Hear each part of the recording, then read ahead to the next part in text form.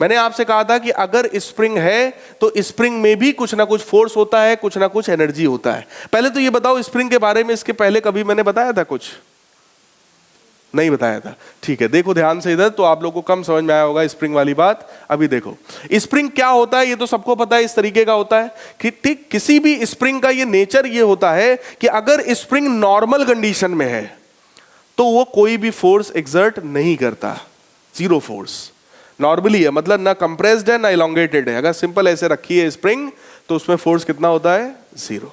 सारा गेम तब शुरू होता है जब हम उसको दबाने की कोशिश करें या उसको हम खींचने की कोशिश करें।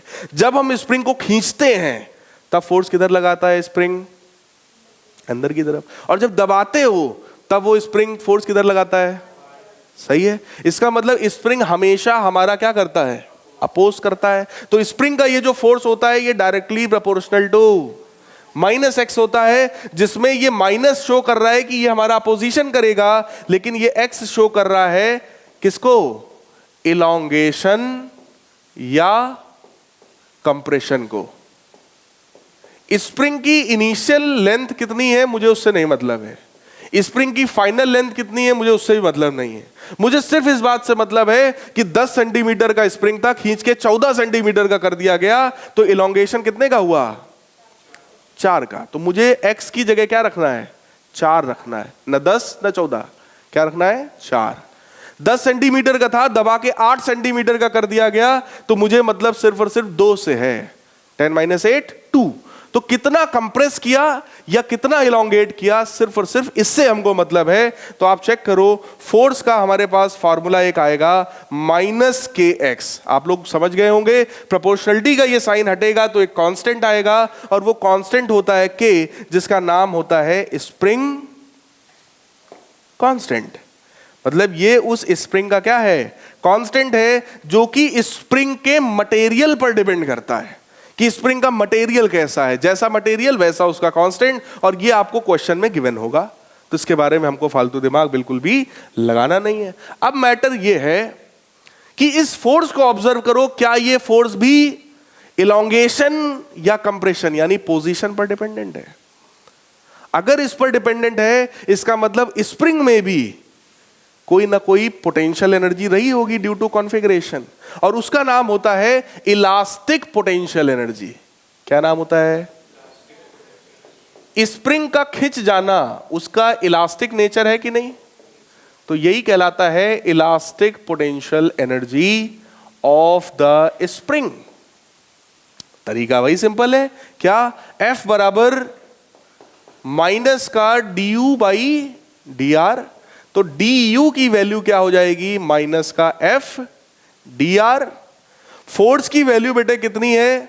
-kx।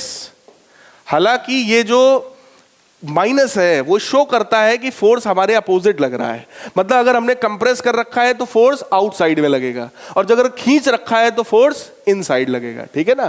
तो अगर मैं मान लो कंसीडर कर भी दे रहा हूं तो यहां तो पहली बार dx हो जाएगा ना भाई, अगर x के टर्म्स चल रहे हैं तो ये भी dx हो जाएगा।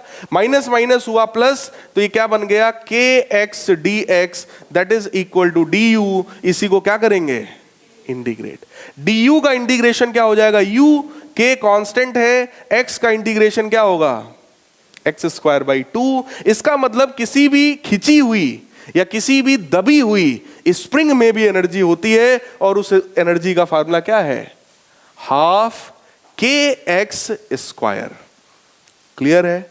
So this energy possessed by the spring, क्योंकि वो दबी हुई है या वो खिंची हुई है, so this energy is also configurational potential energy.